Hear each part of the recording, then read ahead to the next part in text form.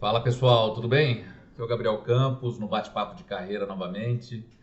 E hoje, pessoal, eu queria conversar com vocês sobre um assunto que acaba sendo o problema de muitas empresas, principalmente das pequenas, médias empresas, empresas familiares, que é a questão de contratar ou não uma consultoria e principalmente na parte das decisões estratégicas da empresa, na área comercial, na área financeira, coisas desse tipo, tá? Contratar ou não uma consultoria e como contratar, em que modelo contratar essa consultoria. Isso eu percebo que é uma dificuldade das empresas, digo isso porque atuo como consultor já faz bastante tempo e eu sinto que as empresas têm dificuldade em escolher o melhor projeto de consultoria e também escolher o melhor consultor no caso delas, né? Então, fazendo esse bate-papo aqui, eu estava inclusive conversando outro dia com um cliente meu e aí eu tive a ideia de fazer esse vídeo aqui para elencar principalmente assim, quais são os fatores que geralmente boicotam um bom resultado de uma consultoria, né? Porque assim, a empresa tem que saber o que ela está querendo quando ela vai contratar uma consultoria, né? O primeiro motivo que eu diria que a empresa tem que tomar cuidado é a empresa está contratando o consultor para que ele execute tarefas que a diretoria quer que ele execute, ou seja, coisa que os próprios diretores queriam fazer, mas só vão contratar o consultor para ser uma pessoa externa que está fazendo aquilo, para não ser eles. Isso pode ser um grande erro, tá? É lógico que a gente sabe que o santo de casa não faz milagre muitas vezes, né?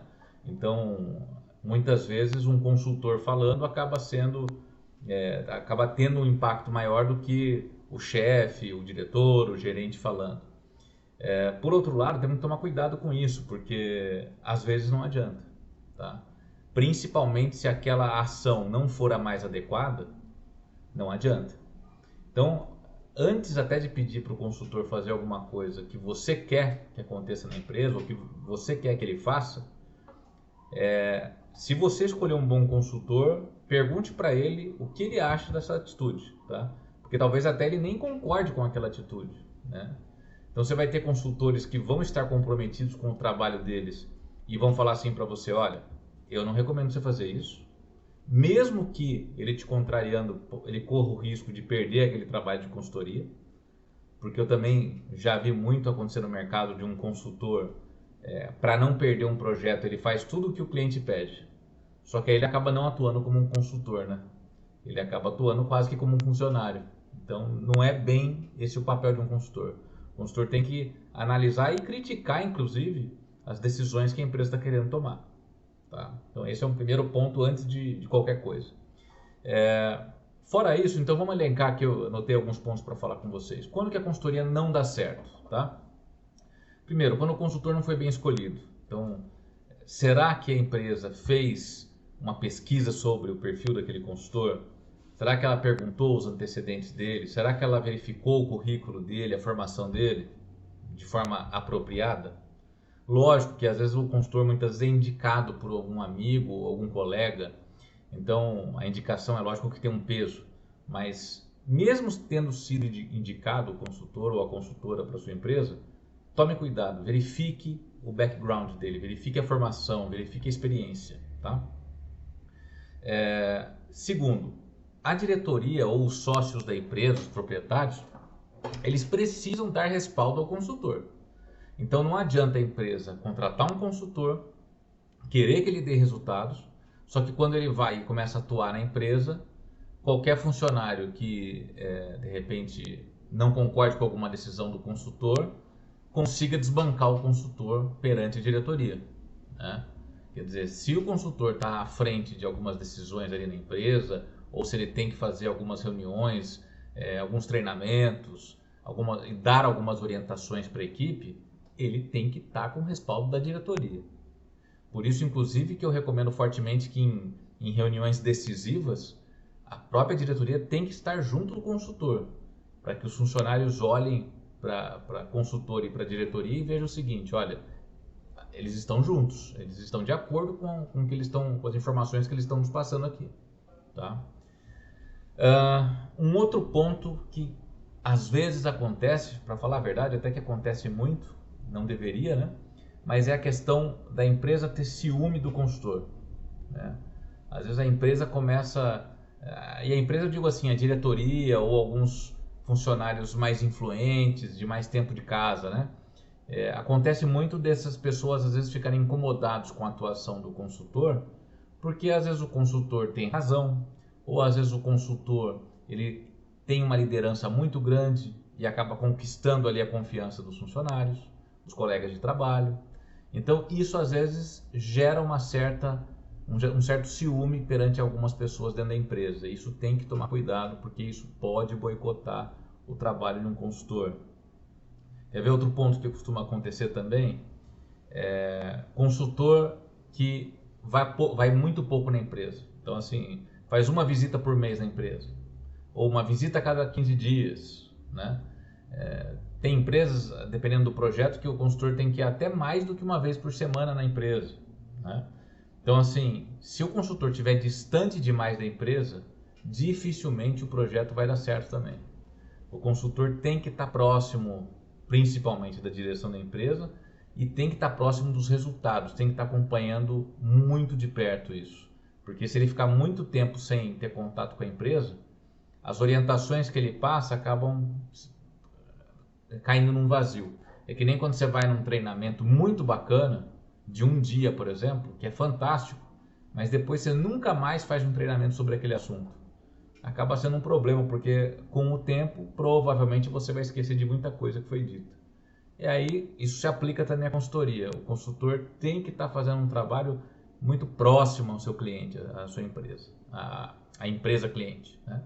Então, que ele está atendendo. Então, é importante essa proximidade do consultor, tá? Que mais? A empresa querer que o consultor atue como um funcionário. Eu citei essa questão lá no início, né, do tipo contratar o consultor para fazer o que os sócios querem e ponto. Isso pode ser um erro. Mas além disso, é a empresa às vezes começar a passar papéis para o consultor que são de rotina da empresa, rotina operacional. Isso pode ser um grande problema também, porque o consultor ele não é um funcionário, né? Ele não foi contratado como um funcionário. E ele também já está num nível da carreira dele que ele não vai fazer mais atividades operacionais. Então fica difícil se a empresa começar a exigir que ele faça trabalhos de rotina, de operação mesmo da empresa. Não é para isso que ele está lá. Normalmente não é. Então, cuidado. Consultor é consultor e funcionário é funcionário, tá? Mais um ponto que costuma não dar certo, tá? Isso eu vou falar pelo que eu já vivi. Quando o contrato que o consultor tem com a empresa cliente é um contrato onde ele ganha um variável de acordo com seus resultados. Esse é o tipo de situação que tem dois lados, mas que eu já vi na maioria das vezes não acabar bem, tá? Por quê? Porque se o consultor começa a ir muito bem na empresa, pode acontecer, sabe aquela questão do ciúme que eu falei? Então, pode acontecer de começar a gerar um ciúme entre funcionários ou até entre sócios da empresa. Por quê? Porque esse consultor talvez comece a ter um salário muito grande, uma remuneração muito grande, de acordo com os resultados que ele está atingindo. Teoricamente, isso seria um benefício para todo mundo, porque todo mundo estaria ganhando dinheiro, né? Mas não é bem assim que acontece na prática. Quando começa a passar o tempo, a empresa muitas vezes começa a olhar para o consultor e achar que ele poderia estar fazendo mais, que agora ele já está ganhando muito dinheiro, que será que precisa dele mesmo? E aí acaba acontecendo muitas vezes assim, o consultor chega numa empresa, arruma um monte de coisa, e aí quando está tudo bacana, legal, que vai colher mais frutos, aí muitas vezes a empresa vai lá e corta o contrato com o consultor e o consultor sai da empresa. Então, esse é um outro ponto que costuma acontecer, assim, um problema, tá? Se a empresa tiver uma maturidade muito grande, pode ser que dê certo a questão dessa remuneração variável, mas caso contrário, eu acho que não é tão fácil, tá? E por fim, qual que é o papel do consultor na empresa? Eu entendo que é o seguinte, ele tem que orientar, ele tem que acompanhar, ele tem que sugerir soluções para a empresa e, uma das coisas mais importantes, dar resultado. Ele precisa, lógico, desde que apurado esse resultado num período mínimo, né, que seja razoável para que dê tempo dele fazer o trabalho dele e colher os frutos, mas ele precisa apresentar resultados para a empresa. Então, isso a empresa tem que monitorar, certo? Mas não queira que ele atue como um funcionário da empresa e evite também, se você for contratar um consultor, de cometer esses erros que eu citei aqui no vídeo aqui, tá legal, pessoal? É minha opinião, eu estou fazendo esse vídeo aqui mais para falar para vocês o que eu penso a respeito disso, tá? Com base na minha experiência. Acho válido sim, tem gente que fala, mas vale a pena contratar consultor? Bom, eu sou consultor, é lógico que eu acho que é válido, né? Mas eu acho que assim, existem situações que é válido contratar o consultor e existem outras que não. Então, pense bem, tem que estar maduro também para receber uma consultoria. Eu diria até que é meio parecido com a questão de você querer fazer uma mentoria de carreira ou um coaching de carreira ou algo assim. Se você está buscando essa ajuda, legal, você está com a cabeça pronta e madura para isso, está preparado para receber ajuda. Se você acha que você está fazendo tudo certo, dificilmente você vai querer contratar um consultor ou, por exemplo, um mentor de carreira para te auxiliar, né?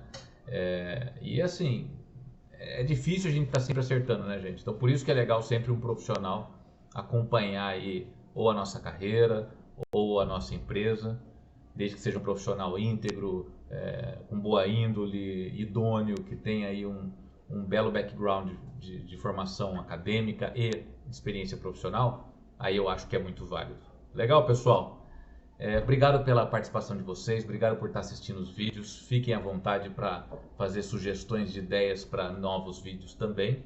Se inscrevam aqui no canal, compartilhem esse vídeo com seus amigos e espero poder estar ajudando aí todos e também pode ter certeza que vocês me ajudam bastante. Um grande abraço, até mais, pessoal.